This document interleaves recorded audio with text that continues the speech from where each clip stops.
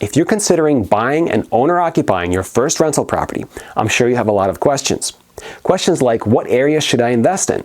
What types of properties make for good house hacks?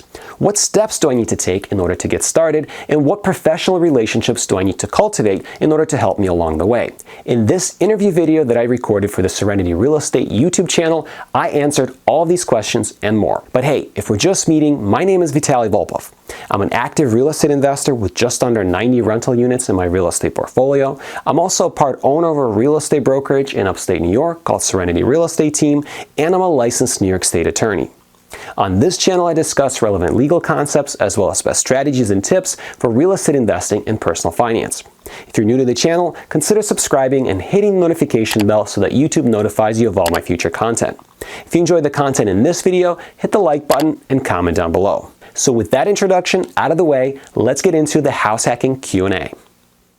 Vitalis, it's great to have you on. Thanks for having me, guys. I'm really excited about the podcast. I think this is going to be great. So the first question that we have for Vitalis today is, what is your background for those obviously watching the video that don't know you, and what you know about house hacking? So my background is, originally, I'm actually an attorney by trade. I went to law school. I graduated law school in Albany, New York in 2010, and I started investing in real estate in 2011. So my very first purchase, my very first deal that I bought, a rental property, was actually a house hack. And that started my investing journey. And my wife and I were looking for a house or an apartment at the time, and I kind of had the idea of, hey, maybe we should, instead of buying a house or renting an apartment, instead maybe we should buy a rental property where we can offset some of our expenses, have a tenant assist with the mortgage and assist with our expenses, and actually have our own space at the same time. So that kind of got me started in real estate and got me started in house hacking. And that was, like I said, back in 2011. And then since then, I kind of was able to grow my portfolio and buy additional rental properties. It gave me the confidence and the experience to get into real estate and really increase my portfolio to where it is today. Yeah, awesome. So I know you kind of just touched on it a little bit, but I guess kind of to sum it up, really, what is house hacking? Yeah, for sure. So it's basically buying a property where you're going to live in part of the property and you're going to rent out the other part of the property. So a lot of people do this with duplexes. So in the capital region specifically, one of the most common multifamily properties available is a two-family house. I refer to it as a duplex sometimes. Some people just call it a two-family. But basically, there's a couple of different kinds. You have the side-by-side, which is the type that I bought when I first bought my first rental property. And then you can have the up and down. And so that is the most common way to house hack. You would live in one of the units and you would rent out the other one. Other types of house hacks that people actually participate in or actually do are where you buy a single family house with a lot of bedrooms, maybe a 4 or 5 bedroom house. You live and occupy one of those bedrooms, and then you rent out different bedrooms in the house, and then you're in a shared environment where you're sharing the common areas, you're sharing the living room, you're sharing the kitchen, bathrooms, things of that nature. And I've known quite a few people who have done that as well. Some of my friends from college, they were rooming with friends of theirs in college, and they ended up buying a house, and then they said, hey guys, you can rent rooms from me, and they would live in one of the bedrooms and they would rent out the other bedrooms and essentially supplement all of their costs on that property. So I think it's a very powerful way to invest in real estate and to get started in real estate investing, especially in the capital region. Yeah, I know a lot of investors that I've talked to, and obviously talking to you, a lot of people always say to start with a house hack as your first investment. Why do you think that's always like the first route to go? So like I said, when I started, I had no idea how to invest in real estate, what rental properties were, or even how to manage one. So when you're jumping into something brand new like that, you want to have a bit of a safety net and kind of, I call it training wheels. Mm-hmm. So when you're looking for a property, if you were to buy a multifamily, non-owner occupied, you weren't going to live in it, you're just going to buy it as a pure investment for yourself. You're not there at the property. You can't see what's going on. You are physically removed from the property, and that makes it a lot harder to manage the property, manage the tenants. That's one thing. The other thing is, if you're buying a larger multifamily versus a duplex or two-family like I bought to start with, you have a lot more potential headaches and potential management issues that can come up. So what happens if you buy a duplex as a house hack, it's just dipping your toes into the water of real estate investing and just kind of starting out slow and easy so that you're living in one of the units, you only have one tenant to deal with and to manage and to figure out how to do the leasing, figure out how to manage the property from the maintenance perspective, whether you can do things yourself, if you're going to fix things up, or if you're going to find a handyman or a maintenance person or a contractor. It's a lot easier to do that when you just have one unit. But at the same time, it's helping you build equity in the property. You're getting tax benefits from it, and they're also paying off at least some part of your expenses. So in my case, the property that I bought in 2011, my mortgage was $975 per month on the property. But I was renting that other unit out for $995. So in my case, the entire mortgage payment was covered by my tenant, and all I had to pay for were the taxes, insurance, upkeep on the property, things like that. But I was also living in that property. So I was getting kind of the double benefit where if I bought the same exact size of a building and lived in it, but it was a single family house, all of that cost would be on me, whereas a large part of that cost is offset to the tenant. Awesome, yeah. A lot of great information right there. I guess my next question really is, what areas and types of property should an investor really consider for their first house hack? Yeah, so in my opinion, personally, in the capital region, for somebody who's brand new, who's never done a house hack before, never invested in a rental property before, I think that they should look for better school district areas, nicer areas, and stay away from challenging areas or areas where there's higher incidence of crime or the properties aren't in a very good condition and not in a very good neighborhood. And that the reason for that is honestly because you're so new, because you're just learning how to invest in real estate, you're gonna be much better off to be with a safe investment, even though it may not necessarily be a home run for you. You're not gonna make a ton of money necessarily on cash flow. You're probably not gonna have a ton of equity in it right away. But over time, the nicer school districts, the better areas will continue to build equity, and they're gonna most likely stay in better shape than the older properties in not so nice areas and not the greatest school districts. And that is because there's gonna be a lot less wear and tear on your property. What happens with rental properties, this is true for us here in the capital region, it's also true across the country, is when you are dealing with if you're ranking properties from A to say D, right?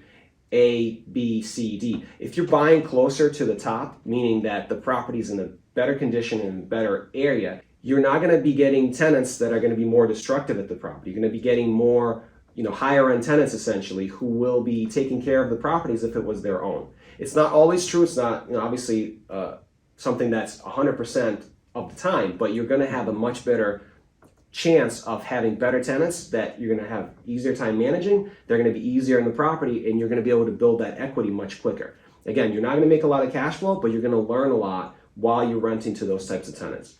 And to kind of follow up on that question as well, so you said to pick maybe with areas with a better school district and something like that. Where can you find some of that information? Like, do you know any spots where it's like you can kind of go online and maybe look that up so you can see where? So number one thing I think I definitely should mention is obviously when you're starting your process, you want to get together with a competent and knowledgeable real estate agent. And that's one of the biggest things, one of the easiest shortcuts that will answer that question as well as some of the other questions that you guys have about this. Because let's be honest, if you're just starting out, you don't know anything about anything. You know what I mean? If this is going to be your first purchase of a property and you are maybe looking to move into something where previously you were just renting, you want to find somebody who can give you that advice and information that you need. And so my advice to folks is to actually search for a real estate agent first. And you want to find somebody who hopefully has some information and knowledge in investing in real estate themselves. So if they have if they've helped clients in the past who have been house hacking, or if they have house hacked themselves, I think you're going to be far ahead of the game if you're working with someone like that. And obviously, quick plug for our brokerage, Serenity Real Estate. We have quite a few agents that fit that bill. Most of our agents in the Serenity Brokerage are investors themselves, and they have been for quite some time. So either they've been helping clients just like Dave and Dom here, or they've actually owned their own rental properties, they've house hacked before, and they're gonna be your best sources of information like that. But if you're just on your own, you're just starting out, you could go on sites like Zillow. There are also sites that, if you just Googled, ranking by school district in the area. So you just type in, let's say, Albany or Capital Region best schools, right? And immediately you'll see a bunch of results that will show you, what areas are good, and areas like North Colony School District, Guilderland School District,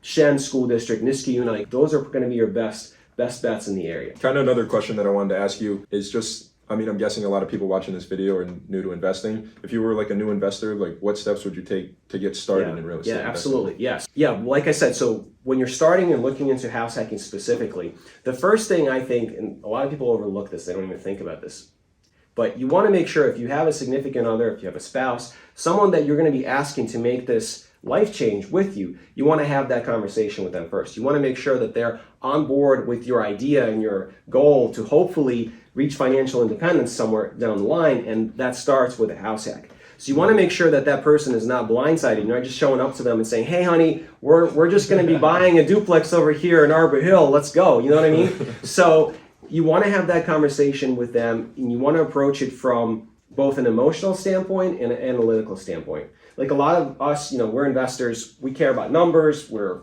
super excited by like, okay, what's the cash flow, what's the return on investment, all these things. Mm-hmm. But if you're talking to your significant other, they have a lot of other concerns, right? So some of their concerns might be, is it going to be safe? Like, am I going to be able to live in this neighborhood? Am I going to be able to walk my dog, at 7 o'clock at night, or am I going to be scared?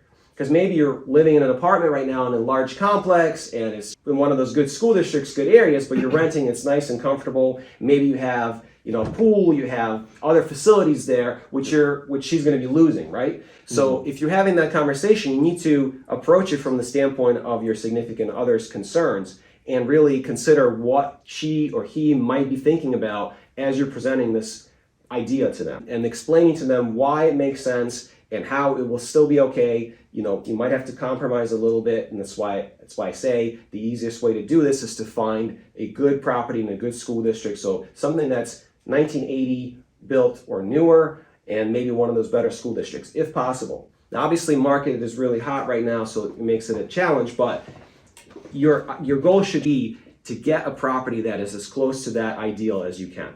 So that's the first thing. So you're talking to your spouse, hopefully you explain to them the why, and they end up being on board.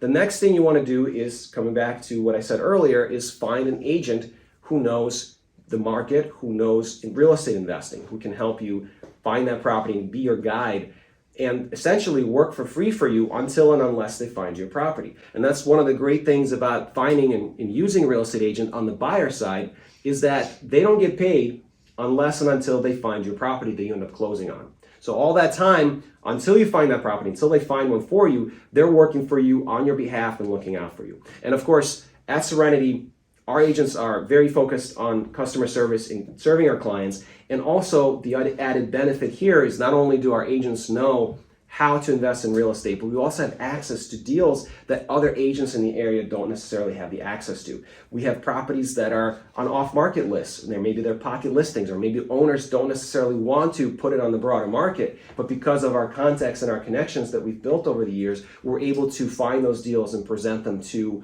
our investors and our clients. So that's number two, step number two. The third step is to use your agent as a resource to find referrals to other professionals in the industry. So people you're going to need, the next person you're going to need after you have an agent is a mortgage broker. So most people are going to need to finance the property that they're buying. They don't have cash just lying around to buy, $200,000, $300,000 duplex. So you're going to need to find a mortgage broker and get pre-qualified and make sure that you're able to buy whatever you're looking to buy. So that's one person that you want to make contact with. And you can ask your agent for referrals on that. Another person would be an attorney. So a real estate attorney, if you've never been involved in a real estate transaction, you may not know any real estate attorneys. But again, that is something that you can get a referral from your agent, but obviously, you can ask other people, family, friends, people who have purchased houses before, you can ask for referrals on that. Another person that you want to make contact with is an insurance broker. Because once you buy a property, you're going to need to get property insurance for it and liability insurance to make sure that if something happens, you're covered, right? So that's the third person. And then finally, the person you're probably going to need pretty quickly, unless you're very handy and you can do the work yourself, is a handyman or a maintenance person or a contractor. So those are the four key people that I think you want to try to make contact with after you've discussed things with your agent and take the necessary steps with those people to proceed forward. And then finally, last step prior to actually buying a property is touring some houses, having your agent set up some showings, and start looking for properties once you have all those other steps completed. So kind of going off that, I know you mentioned a little bit earlier about the mortgages and stuff. So from a financial standpoint, really, if someone is looking to either buy a single family or they want a house hack, from the financial standpoint of a mortgage, is there really a big difference, or what would be the big difference if there is? Meaning between someone who's looking to owner occupy and house hack versus someone who's just investing? Yeah, if like in the aspect of getting a mortgage, like is it a lot different, or are you gonna need a little bit more money, or is it kind of really on the same page? Sure, yeah. So it's actually a lot easier to get financing and to actually purchase an owner occupied property like a house hack versus a non-owner occupied property. So most of the time for non-owner occupied properties, banks will ask you to put a much larger down payment on a property. So if a property you're buying is being purchased at $100,000, a bank will probably ask you to put down 20%, $20,000. So if it's a larger property, $200,000, now it's $40,000 down payment and so forth. And obviously it's much harder to save up a down payment like that for a non-owner occupied house versus an owner occupied house, because owner occupied financing has the advantage of you can actually finance it for as little as 3.5% down. So there are mortgage programs out there like the FHA program where 3.5% down is all you need to complete the down payment that the bank is requiring. Now there are other programs, and you can of course put down more if you want to. So like there are programs in the area where you can put down 5% instead of 3.5% with different banks and different financial institutions. But the difference there is obviously pretty significant. So you're talking about 20% versus 3.5% or 5%. So it's a lot easier in that respect. The other thing with owner-occupied financing is that interest rates are typically lower. And that is because most banks look at it as it's a lower risk to them that you will default and that it will be a foreclosure if you're actually living in the property and you need that property as your home, primary residence. Whereas as an investor, if things aren't going well and you're living somewhere else, the bank is thinking, well, the investor will be much more willing to let that property go into foreclosure and not pay us back, and we're going to be left holding the bag and lose a lot of money in the bank's perspective versus an owner-occupied situation. So in that respect, they're willing to give better incentives for owner-occupiers, such as a lower interest rate. And the third thing with financing an owner-occupied house hack versus a non-owner-occupied property is that the closing costs are going to be much higher with non-owner occupied properties versus owner occupied properties. So all those three things combined really make it a lot more advantageous to buy an owner occupied house hack versus a non-owner occupied rental property, especially if you're just starting out. Okay, so after watching this video, if someone is super serious about house hacking and was ready to go like right now, what do you think they should do? The first thing that everyone should be doing, if you're not familiar with the process and what house hacking is obviously do some research, right? You want to learn about what that means, what the nuances are. And so there's a ton of free resources available online. You could go on YouTube, you can watch podcasts like this, you can just Google, and a lot of information will come up, and there'll be a lot of free information. But if you're looking to really get started and kind of shortcut the process, especially if you know what area you're going to be investing in, so in the capital region, for example, I think that the easiest thing to do is to reach out to an agent. Like I said, and I keep coming back to this, and I know it sounds like a shameless plug, but I really believe that it's very helpful and what makes the process a lot easier if you can just speak to somebody who knows the market, who knows real estate investing, who knows house hacking specifically. So my advice would be do some research, preliminary research, so that you know what it is, what's involved, and then reach out to a professional who can help you in that process. If you guys enjoyed this video, if you got value from it, please do me a favor and hit the like button. And if you haven't yet subscribed to my channel, definitely subscribe so that you don't miss any of my future videos on real estate investing. Thanks again for watching. Have a great day, and I will see you in the next one. Take care.